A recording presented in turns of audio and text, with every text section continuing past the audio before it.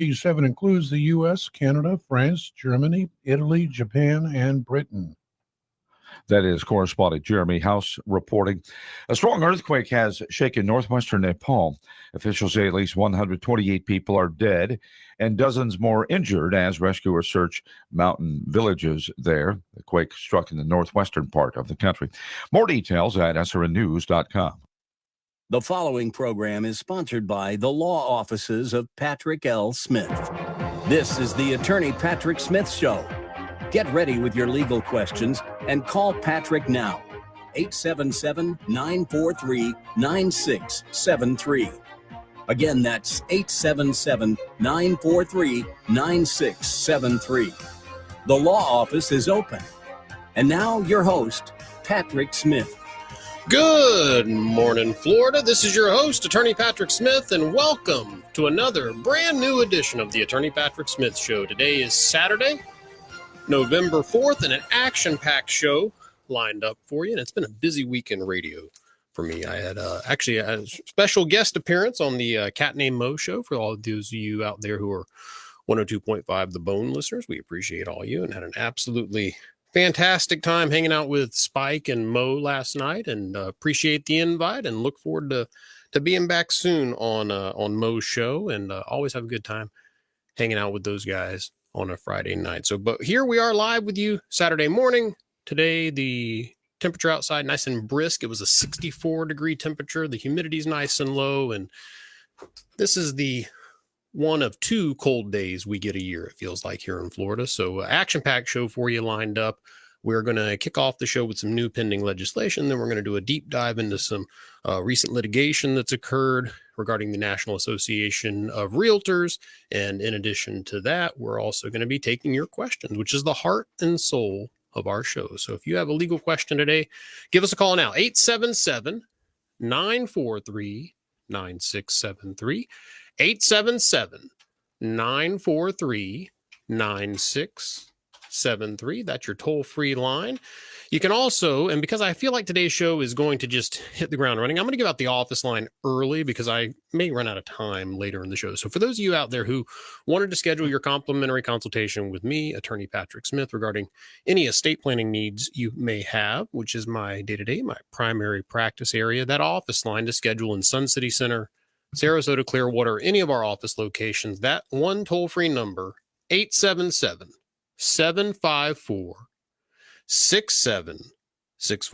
877-754-6764. That's your toll-free line. You can also email me.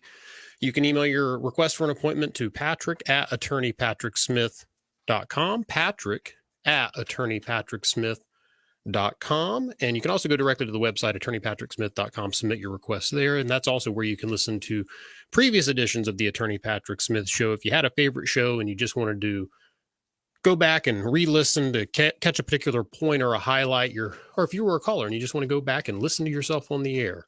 I know people who do that. You can go back anytime. attorneypatricksmith.com, scroll down to the radio link, and they will be more than happy to offer you a chance to listen to yourself in the radio archives of the Attorney Patrick Smith Show. To be part of the show today, though, 877-943-9673, 877-943-9673. And we're going to start the top of the show with a new piece of pending legislation regarding the left lane.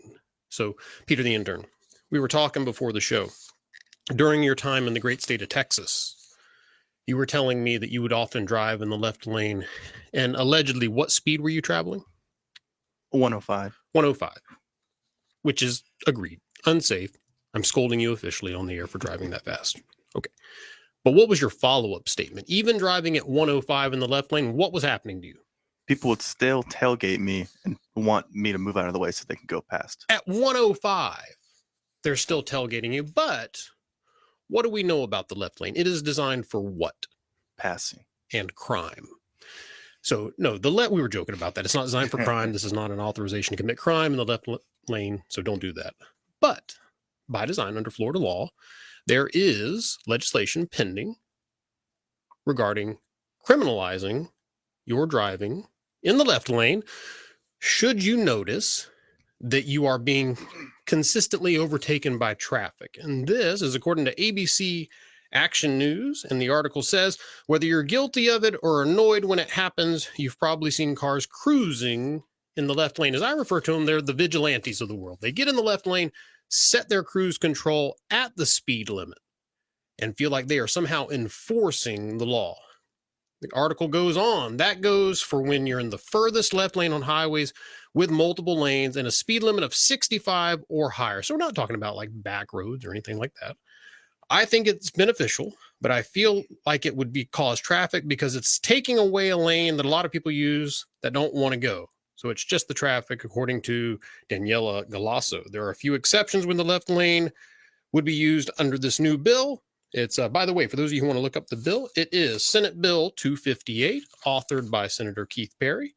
And the few exceptions under the bill, you can hop into the furthest most lane when you're apparently just passing a slower moving traffic on the right. But you are required to enter back in to the right lanes after you pass. So basically, this is a matter of making sure the left lane stays a passing lane and does not turn into your cruise control lane where you just feel comfortable driving. So stay tuned for more on Senate Bill 258, and we'll see whether or not it actually makes it out of committee and then makes it to the Senate floor, and what version comes out of the House and what version winds up, if any, on the governor's desk for signature. So if you have a question on any legal topic or about Senate Bill 258 and left lane driving, maybe a comment on that, 877-943-9673. That's your toll-free line to be part of today's show. I'm Attorney Patrick Smith. This is the Attorney Patrick Smith Show, and we have our usual cast and crew here. Peter, the intern, in studio with me. Yumiko, the producer. Jose, the call screener, standing by to screen your calls.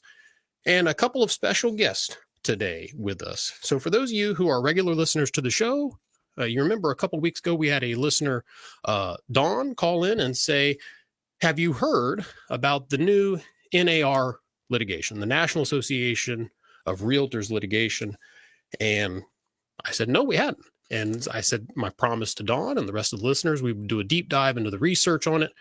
We did so, found it very interesting. We circled back with Dawn and said, would you be interested in doing a follow-up piece? Dawn was very enthusiastic about that. So joining us now on the show, Dawn, welcome back to the Attorney Patrick Smith Show. Hey, thanks for having me. I'm so happy that you are having me on the show today. Absolutely, Dawn.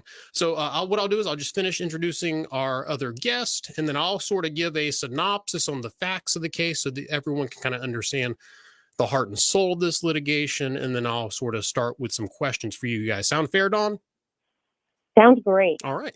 Our other guest joining us, he's no stranger to the show, and he's no stranger to you on radio. He's the host of the Consumer Quarterback. Ladies and gentlemen, my friend, your favorite, Mr. Brandon Rhymes. Hey. Brandon, welcome back to the show, buddy. Hey, Patrick, thanks for having me, man. Appreciate Absolutely. So Brandon also obviously works in the real estate industry. And Dawn, you work in the real estate industry, correct? That's fair to say? That's correct. I've been a broker for about 27 years. Okay. So both with real estate backgrounds, they're here to sort of provide their own individual commentary to the following set of facts and litigation. So there are really two big cases that are brewing. One is the Sitzer-Burnett case. The other one is and I believe it's pronounced Moehrl case. Am I pronouncing that correctly, Dawn? Or how would you pronounce the one? Moehrl. Is that pronounced Moehrl? Moral, I believe so. Morrell. I believe that's it. So these are the Morrell, yeah. two major class action cases. And essentially what we have is something where the litigation's ongoing. We may have a verdict as early as mid-November, so maybe here in a couple weeks. Plaintiffs are seeking significant cash damages and major damages to how buyer broker commissions are paid. And this is according to realestatenews.com. The core issue, according to realestatenews.com, is whether buyer agent commissions have remained artificially high because of rules in place requiring home sellers to offer compensation to the buyer broker. So essentially, the crux of the plaintiff's case is that there is a fundamental defect in the way the system is working by the fact that the buyer's agent is being compensated by the seller. So goes on, according to another source, CoStar.com, the lawsuits allege that the long-standing process by which residences are sold in anti-competitive are anti-competitive. The entire process is anti-competitive. And you'll find a big theme throughout this litigation is competition versus anti-competition, and that'll unfold as the show goes on. And the reason that it's anti-competitive, according to CoStar.com, are sellers are required to list their properties on an MLS and agree ahead of time to provide commissions at a predetermined rate, typically 6% of the sale price. And that would be on residential, I believe. I think it's higher on commercial. Yep. We'll let Brandon and Dawn speak to that. To be split among buyer and seller agents with few realistic options to avoid or significantly reduce the amount of those fees. The NAR vehemently disagrees with the assertion that the current system is anti-competitive. The organization's vice president of public relations and communication strategy, Mantil Williams, said in an email to CoStar News, he added that NAR is confident we will prevail in all cases because our rules are pro-consumer and pro-competitive. Marketing moving judgment in either case could also have broader implications to the economy while directly affecting online home marketplaces such as Redfin, Zillow, Trulia, Realtor.com that post MLS listed properties and collect portions of broker commissions on deals for which they provide sales details. And again, special thank you to Nate the intern and Peter the intern for being so diligent in their thorough research. And oh my gosh, look who we have on the line. So folks, for those of you who missed the top of the show, we actually just started the show talking about our left lane bill, Senate Bill 258. So Dawn and Brandon, we're going to hit pause or circle back quickly. Joining us now, the author of the bill, Senator Keith Perry. Senator, good morning. Happy Saturday. Yeah, good morning to you. Hey, Senator Perry. Well, thanks for calling in. I presume you heard us talking about your bill. I appreciate that. So we were briefly discussing, we started with Peter the intern reciting his history, riding in the left lane in Texas at the high speed of 105 and still having people rush up on him so he can move over and get out of the way, because we were joking and saying that the left lane is strictly for passing. I made the joke that it's for passing in crime. That is what the left lane is for. It is to move expeditiously throughout the state, and not the criminal part, obviously a joke, but the moving expeditiously and keeping traffic flowing quickly. That is the design of that passing lane. And that is, I think, and I'll let you speak to it directly, the point of this new legislation you're proposing in the form of Senate Bill 258.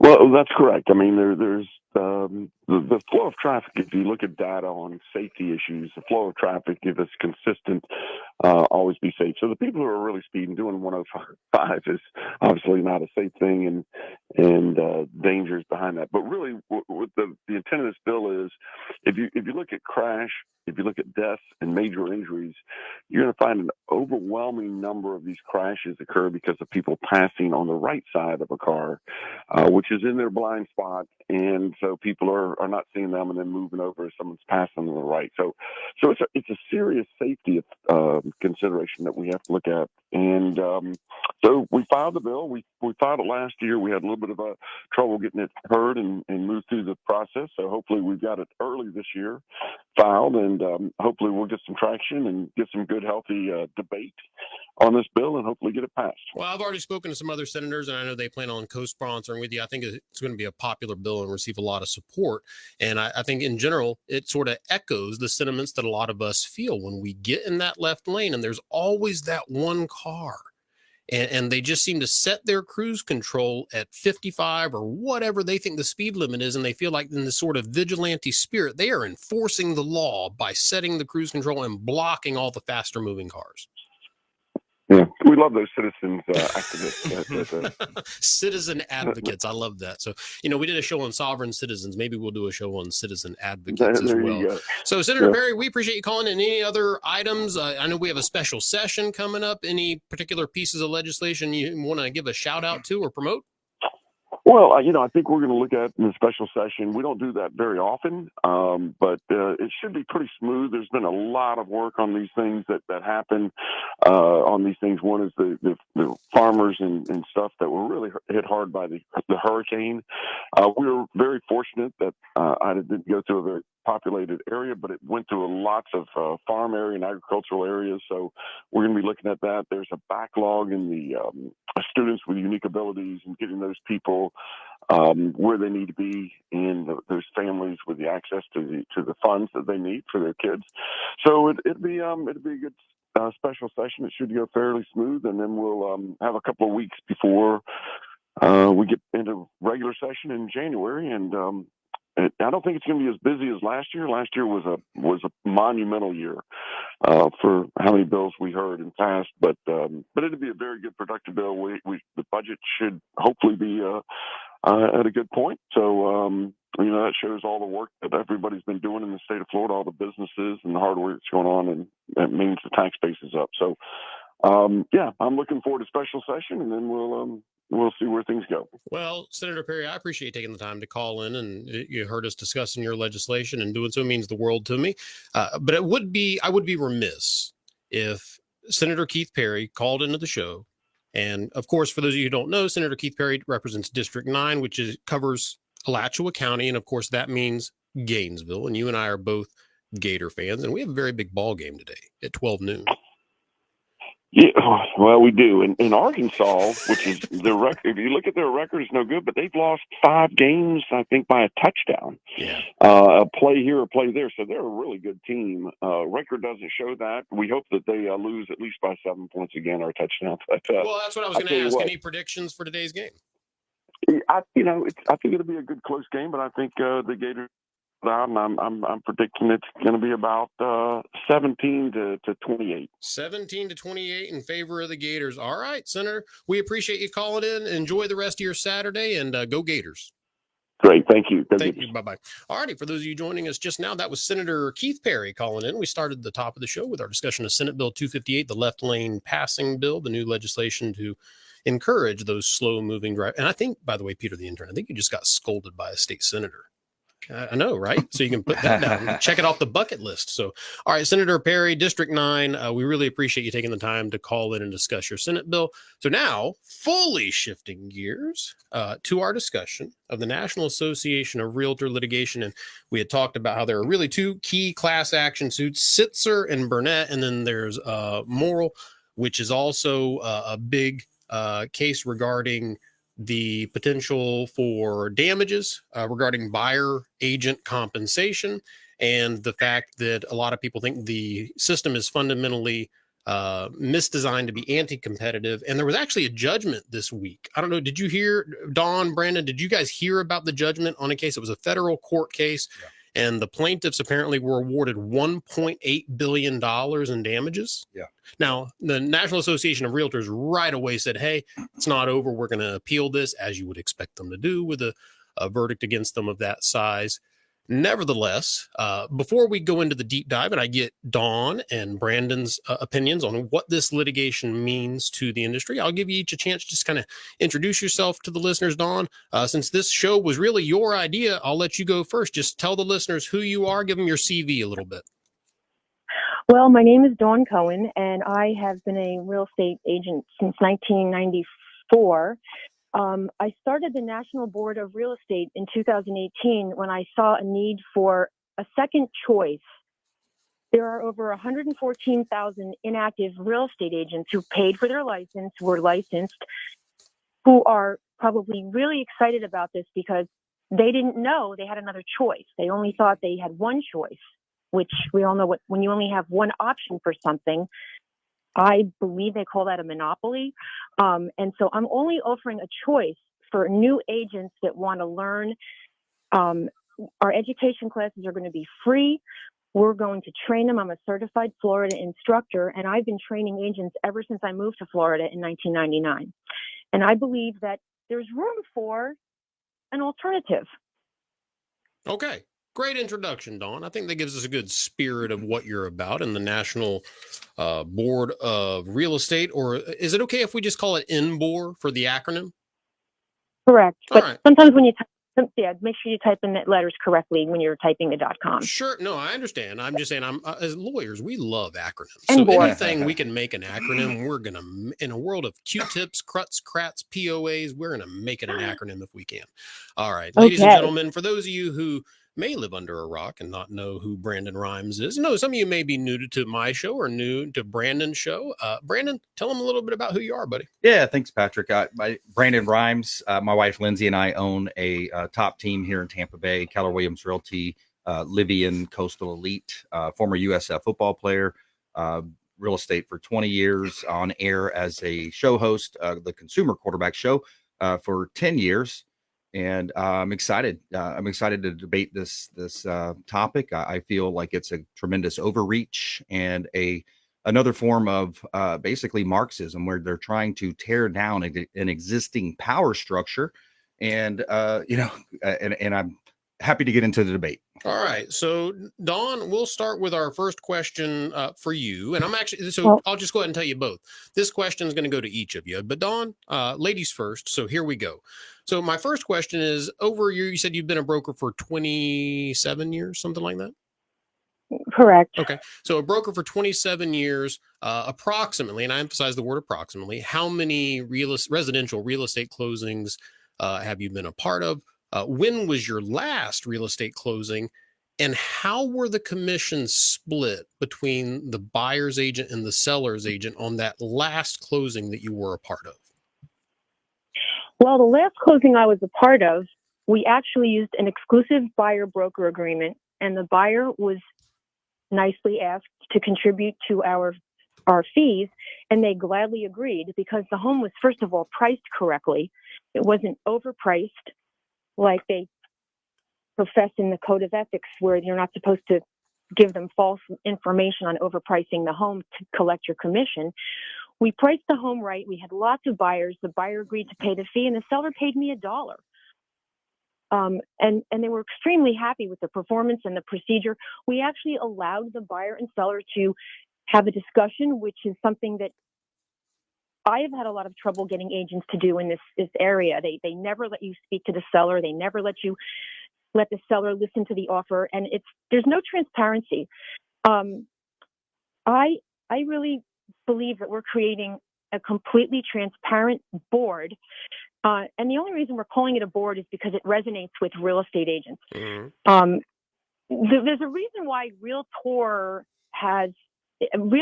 or real estate agents are voted the worst professions. We want to raise the bar and bring it back to becoming the most trusted profession. It's really hard. Dawn, hit pause there. They're voted the worst profession by whom? What's that source? Well, if you ever do one of they're like number 3, I think. Those. But no. I'm not asking the number. According to whom? Is that Realtor.com? Is this Forbes? I mean, what's the source for them being rated one of the worst? There's a lot of them. When you just Google it, you can. I lost count. When you Google what consumers perceive to be, that's besides the point. I just want to be positive here today. The point is that I created this board for education for not only just the real estate agents and their brokers. We're going to be having online free classes. Mm-hmm. The consumers can come and take a class on how to sell their home and how to buy a home, and then they get to make the decision on how they want to proceed. For years, people have been dictating to consumers how it's supposed to be, and I have never done that. I have always given a consumer a choice. And quite frankly, I use an exclusive buyer-broker agreement with all of my buyers, and they're happy to pay me for my services. It's really the way it should be. Okay. All right. Well, I appreciate that. And I don't think asking for a source is being negative, by the way. I think that's just asking for where you got the information. We're big on providing listeners with where we get our sources. When I was rattling off that this was according to realestatenews.com or CoStar.com. No, we just like to cite sources. So not trying to be negative towards you, Dawn. But anyway, Brandon. No, not you. Not you. I just didn't want to be negative myself. I do Google search it and you can see. All right. We want to make. Yeah. If you want to Google search that real quick, go ahead. I'm going to throw the question to Brandon. Brandon, do you need me to repeat the question or do you recall it was number of transactions, last transaction split? You got it, brother. Go. The floor is yours. Yep. So our team has done just shy of 100 deals this year.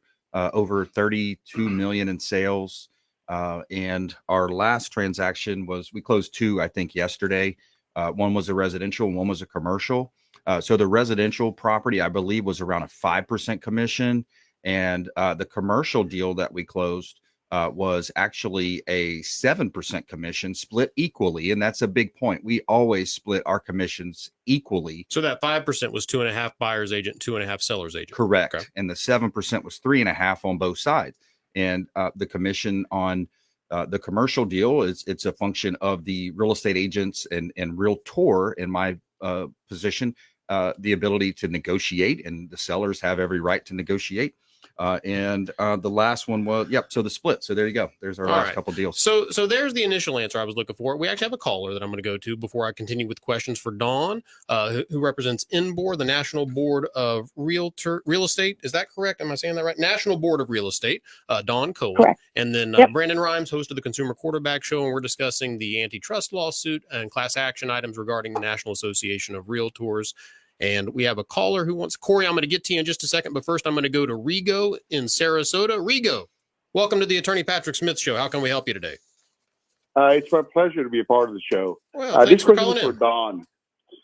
Dawn, regarding education, I've been a broker, real estate broker for 20 years here in Sarasota, and I have been highly frustrated from the get-go regarding the lack of professionalism in that industry. I wanted to know what you are prepared to do education-wise to help our trade do better as professionals. Dawn, your response. Well, I'm glad you asked that question because I was a member at the Board of Realtors for over 20 years, and I never got a free class. Everything I had to pay hundreds and thousands of dollars for, and I really didn't learn that much.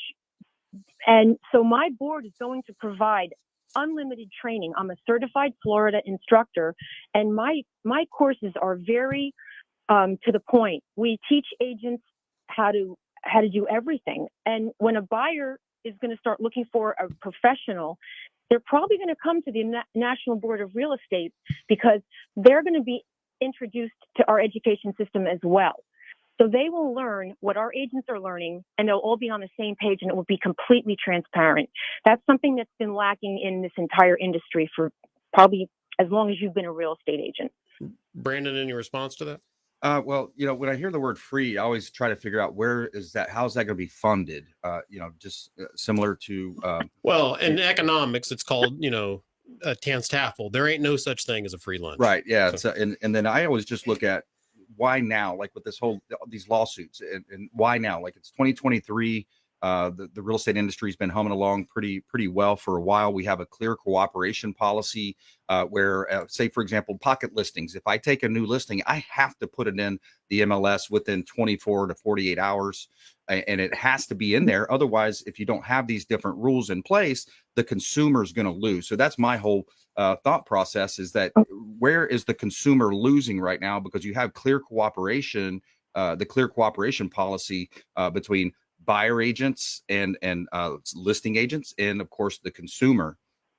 Hey, Rigo, I appreciate you calling in. I'm going to have you hang up so I can open up a line for more calls, okay? Thank you. Patrick, All right. I'd like to comment on that, Patrick. Yeah, Dawn, go ahead. I believe that all of these large brokerages are resting on the laurels of this clear cooperation. They don't have to put it in the MLS. They can actually circulate that listing through their entire office, and they can, whatever their business practices are, encourage all of their own agents to first get a crack at it for maybe even a bonus. And so that's what they do. And then when they can't get it sold that way, circulating around the office, they rely on clear cooperation.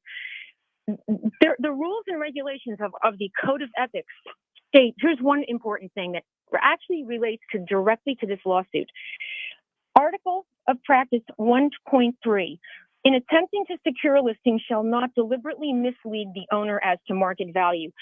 I lost 5 listings this summer to other agents who lied to the seller, told them their home was worth way more money, cover their commission, and then proceeded to tell them what they're getting in trouble for. If we don't so broke, no one will show your home. And this is why they're all in trouble. Imagine someone sitting in your living room and telling you that. I literally would get out and kick them out. But consumers don't know any better. All I'm doing is bringing another choice to the table. And when you want to know why I'm free, it's because I have access to all of the MLSs in the state of Florida. My members can sign up for all of the MLSs in the state of Florida. And we are even if we charged $10 a year membership and offered everything free, my board would make $2.5 million because there's 114 licensed inactive agents who would just love to learn about real estate from a professional company who believes in transparency, finally, after all these years. And another thing that came up on NPR. Hold on, before we transition into another thing, Dawn, it's starting to feel a little bit like a filibuster. So I want to break it up just a moment, okay? The number, for those of you who want to be part of the show, 877-943-9673. That toll-free number, 877-943-9673. Corey, I haven't forgotten about you, brother. I appreciate you hanging on so long. We're going to go to you next. But before we do, Dawn, I'm going to give you these questions now. You can think about them while I'm answering Corey's question. And then I'm going to throw it to Brandon to respond. And one of my big concerns, and I was talking to my wife about this, and she made a great point, this sort of almost deregulatory effect that the National Board of Real Estate that you're proposing by promoting less competition and more cooperation, which no one has a problem with cooperation, but it almost feels deregulatory. And my concern, and you kind of proved the point to a certain degree when you said you took $1 as the fee. I mean, it feels like it's going to produce a race to the bottom. And my concern there is, how is that going to affect the new realtors and real estate agents out there trying to get into the market and establish a living when there's going to be these entities that are doing it for free? And then number two question you can think about is, you mentioned you were certified as a trainer. Certified by whom? So think about those two questions, Dawn, and then I'm going to come back to you and I'll go to Brandon after that. But first, we're going to go to the most patient caller of late, Corey in Gulfport. Corey, we appreciate your patience. How can we help you today? Yes, I have a question on a trust. Go ahead. And I am the trustee of a person, my brother, that has recently passed. And the beneficiary of the trust goes to my brother, to me and my brother. Okay. To do what I want. It says to do with what they please. I have lived in the residence for 30 years with my brother, and my living brother wants me to remain in the house till I sell it or till I die. Okay. How do I transfer the property to my name? So the short answer is, I would need to see the trust. We would give you a complimentary review of everything. I have an office I can meet you at there in St. Pete, which is closer to Gulfport, or if you want to make the trip up to Clearwater, I can meet with you in the Clearwater office. I'll be happy to give you a full review of all of your late brother's papers, Corey, and I'm sorry about the loss of your brother, but that's going to tell us the path to success if we can put that home in your name and how we should do so, and the quickest and most expeditious way to accomplish that goal. But odds are it'll be some sort of trustee's distributive deed if we're doing something of that nature. Okay.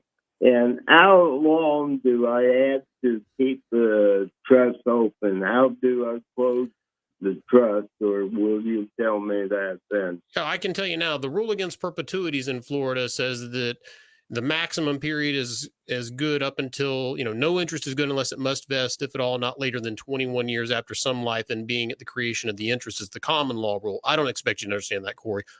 Most people don't understand that. What it means is your trust can't go on forever. It's measuring lives, and then 21 years after the death of the last measuring life, our statute now The statutory version of the rule against perpetuities now permits it up to 1,000 years, I believe. So it's going to be one of those two as the maximum period, right? I mean, you could have the entire millennial reign in the time of the rule against perpetuities now. So odds are it's going to be much shorter. It's typically the duty of prompt administration that a trustee has, says as soon as you've marshaled the assets, paid the debts, finalized taxes, and provided a formal accounting, that's when you should distribute. So it's less about timing. I mean, there are certain 10-day, 60-day requirements for the trustee's duties, but as far as the distribution, it's basically as soon as you can without triggering any sort of breach of your fiduciary duties to your beneficiaries. Okay. All right, Okay. Corey. I'll say a prayer for you guys. And again, how old was your brother when he passed? He was 78. Wow, that's a young man still nowadays. Again, Corey, appreciate you calling in. Enjoy the rest of your Saturday, okay? Thank you, sir. All right. All right, the number, if you want to be part of today's show, Corey hanging up does open up a line, 877-943-9673. We're still taking all your legal questions while we're discussing the antitrust litigation regarding the National Association of Realtors. And again, for those of you just joining us, we have on the phone with us Ms. Dawn Cohen of the National Board of Real Estate, and along with us, Brandon Rhymes, host of the Consumer Quarterback here on 102.5 The Bone, and you're on several other stations as well, right? 860? That's right. Yeah, 860, 93.7 FM, and of course, YouTube and Rumble. Great. So, Dawn, the questions that I left you with as far as... Yeah, I remember the questions, and I'd like to return a comment to what the gentleman from Keller Williams said. He said, why now? Why all of a sudden? Well, I started the National Board of Real Estate in 2018, and the concept was the same. The problem was I was David fighting Goliath, and I worked very hard for 5 years to get MLSs to share, which they were in Florida, super keys to be shared, which they would not do, which was a stumbling block. But now that I've been without super for 5 years, I don't need it. So we eliminated that restriction. You asked me why I'm certified. I have a license in the state of Florida to teach and certify and provide designations to all of my members. No, my question was, by whom were you certified? I took a certified instructor's training in the state of Florida. So I went to school for. This was provided by the state of Florida. Correct. Okay. By Florida Real Estate Commission. Correct. Okay. When you go to Florida Real Estate Commission, you can apply for an instructor's license. You have to take a bunch of tests. You have to pass a lot of tests. Anyway, I have certified probably over 200 real estate agents in Florida, and they have all become better agents for it. And I know their customers love them. This argument could go on for weeks. I'm not really trying to do any harm. I'm just trying to provide an alternative to what's been going on for the last hundreds of years. Thank God Thompson in Georgia won his case with the Thompson broker case. If you look that up, he won the case where he was able to purchase an MLS without joining a board. So right. I hear you, and I agree with what you're saying. We're not going to solve this in a 1 hour show. And like I said, when you called in originally, I thought it was a great idea to just shed light on this because I hadn't heard about it, and it's some pretty major litigation. So I appreciate that. I am going to circle back and press on that question about how it's going to affect younger realtors breaking into the industry and that dollar fee you took. But before we do, Brandon's been patiently waiting. Okay. Brandon, any response to any of that? Yeah, and also first-time buyers, minority buyers, people that don't really know the industry, they're protected with the system that we have now. It helps them, be able to understand, navigate everything from the insurance side to the inspections. I'm also certified. I'm a certified negotiation expert. I teach classes as well, win with sellers and several others. By whom were you certified as a negotiation expert? Yeah, it's I forgot offhand. I've been for so many years. It's some kind of a national organization. Okay. But also read a really awesome book that can get you your own certification in a sense where it's an FBI hostage negotiator. I forgot his name offhand, but a lot of people know that guy, FBI hostage negotiator. He wrote a great book about negotiation. Well, if Realty gets to dealing with FBI hostage negotiators, something's gone. It's an interesting. We're no longer sweating buyers' commissions at that point. Yeah, it's an interesting book though. Never Split the Difference. That's it, Chris Voss. But okay. Anyways, that'll give you a 101 on negotiation. Really awesome. Okay. But yeah, I had a couple things I was going to mention.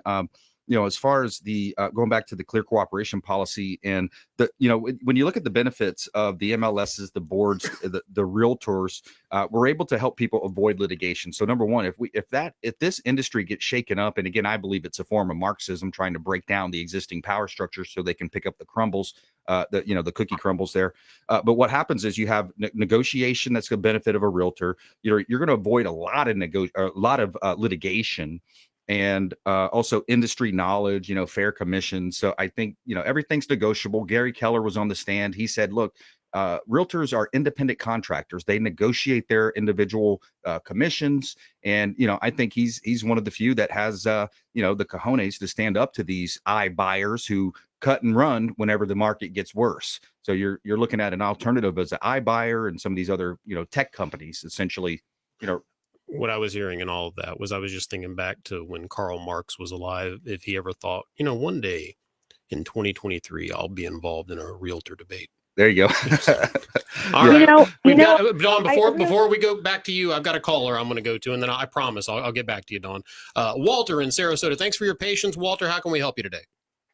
Well, I'm in my early 80s, and this is really a sad situation. I have three kids, and two of them are very wealthy. One of them, they're both millionaires.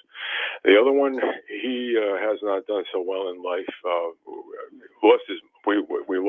lost my wife when they were all young, and sorry about he that, was the Walter. old. Can you hear me? Okay. Yeah, I said I'm sorry about the loss of your wife. That's tough. Yeah, I can't hear. It gets confusing when I get interrupted. Anyway, so what was I saying? You were saying that you lost your wife young. You have two children who are millionaires, and we're all on pins and needles to hear about this third child. The third kid, he's done all right in life, and not really that well. Not a millionaire. He doesn't have a lot of money. So make a long story short, and by the way, he's always been the one to take care of me, to take care of my property. He's been around. The other two have been out gallivanting. They don't care. They don't care. One of them's got a wife who is a horrible person, and has taken one of my sons for a ride like you can't believe. Well, I went to a lawyer. This is 10 years ago. I went to a lawyer, and I got a living will and trust done, and there's also a small part of it at the will, but the main part, living will, is a house that's worth over $1 million, and it's my house. I paid for it, the whole 9 yards. I at first wanted to leave everything to the one kid who had been there, and he's got the financial problems, but the lawyer said, why don't you do this? Why don't you leave him 70% and leave the other two the remaining 15% and 15%? And so I did it, and I told the kids, and the other two, the millionaires, they're saying, oh, we're going to take him to court when you die. We're going to drag him through the mud. I had this will a year and a half ago looked at by a very prestigious lawyer here in Sarasota, and she told me the will was ironclad, not to worry. I said, well, I always worry, because when you get involved with lawyers and you get involved with judges, anything can happen. Look what they're doing to Trump. And I'm not a big Trump fan at all, but look what they're doing to him. They're just making stuff up, so I'm nervous. I don't want this kid of mine to have to pay $50,000 to be able to get something that I want him to get. It's my stuff. And I don't want lawyers playing games. I don't want judges playing games. And this makes my blood pressure rise, that if a document is legal and it's authentic and it's signed, what the hell do they have to drag people through the mud for? To get these threats that people make, are they legitimate? That's my question. Are they legitimate? Or if a document is ironclad, can the judge say, look, you can't do this to this guy. He's entitled to this 70%, and you two get the 15. I mean, we put everything we could into this document. It cost me $3,500 to get it done, and we put everything we could in there, even saying that if they contested it, they were going to be eliminated from the will. Please tell me what mistake I made. Well, the only mistake I think you've made is I think you've allowed your anxiety to get the better of you, Walter. I don't think you have anything to worry about, okay? I haven't seen the documents. If you want another second opinion on it, I know you said you got a prestigious Sarasota attorney who told you everything's fine. Odds are everything's fine. But if you want me to put eyes on to give you my official opinion and seal of approval, happy to do so in a free consultation. I've got a Sarasota office we can meet at. A lot of people are taking advantage of that Sarasota location. So I'm happy to do that for you, Walter. But I would say the best thing you can do is just take a breath. It's going to be fine. I will tell you this. In my experience, in 17 years of practicing law, the experience has been that judges give an extremely high priority to the decedent's wishes. So what you've taken the time to memorialize and codify, I think most of the judges in this state, all of the judges in this state, I'll say, give that extremely high priority. So they don't take lightly someone filing a cause of action, and the cause of action is not a valid one: undue influence, lack of capacity, tortious interference, insane delusion.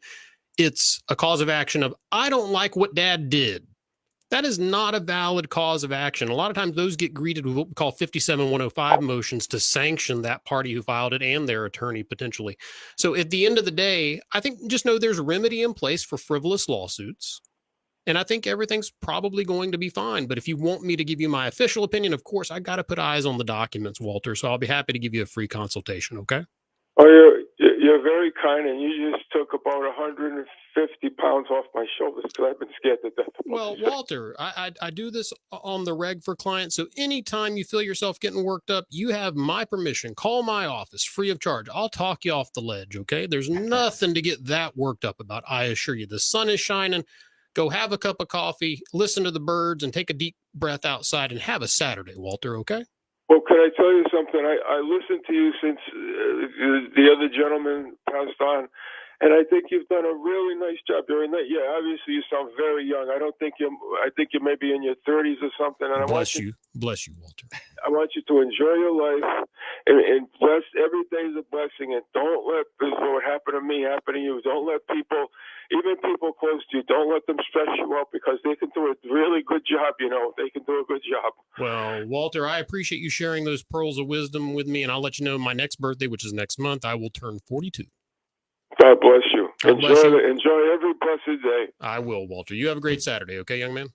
You too. All Okay. right. All righty. 877-943-9673. That's your number for the Attorney Patrick Smith Show. I'm your host, Attorney Patrick Smith. Today, we started off the show with a discussion of the new Senate Bill 258, authored by Senator Keith Perry, who actually called in after we discussed the bill regarding left lane passage and left lane cruisers, and actually took the time to correct Peter the intern's speed in left lanes.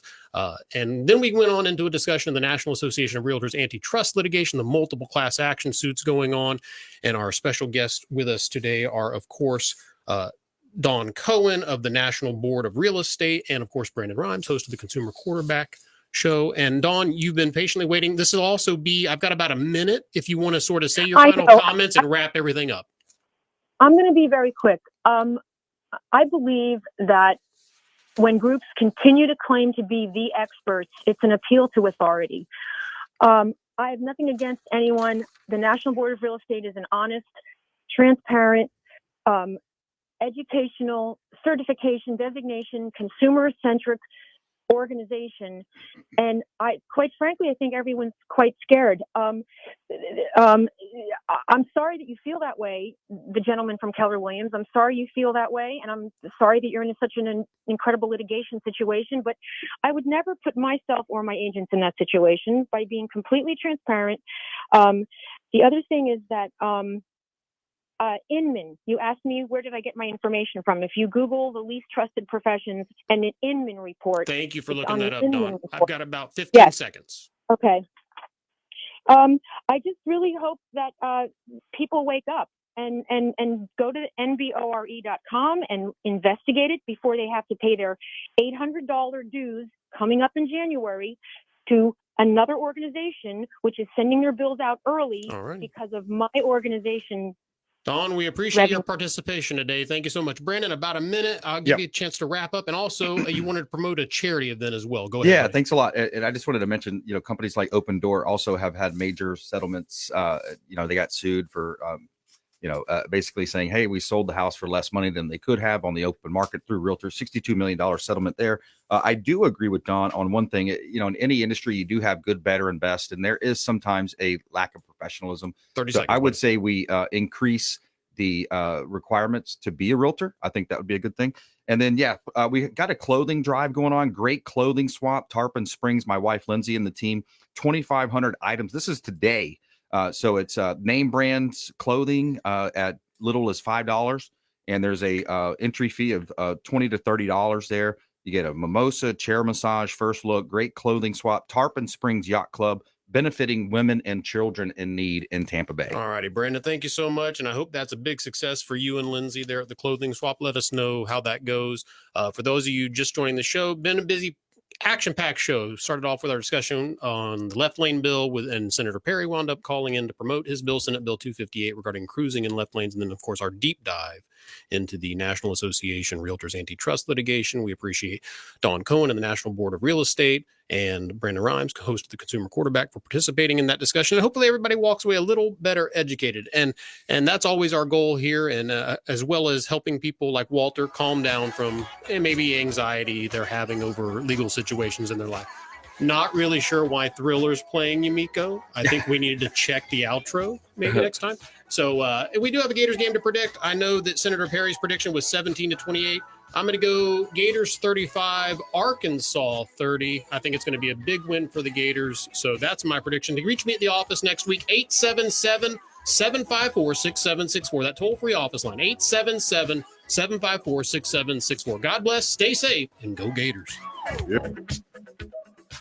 The preceding was sponsored by the law offices of Patrick L. Smith. W282CI Tampa, W271CY Lakeland, W262CP Bayonet Point. Online at letstalkfaith.com or listen on TuneIn and Odyssey. Strength between Sundays. This is your daily word on Faith Talk Tampa. Never underestimate the significance of being obedient in matters that seem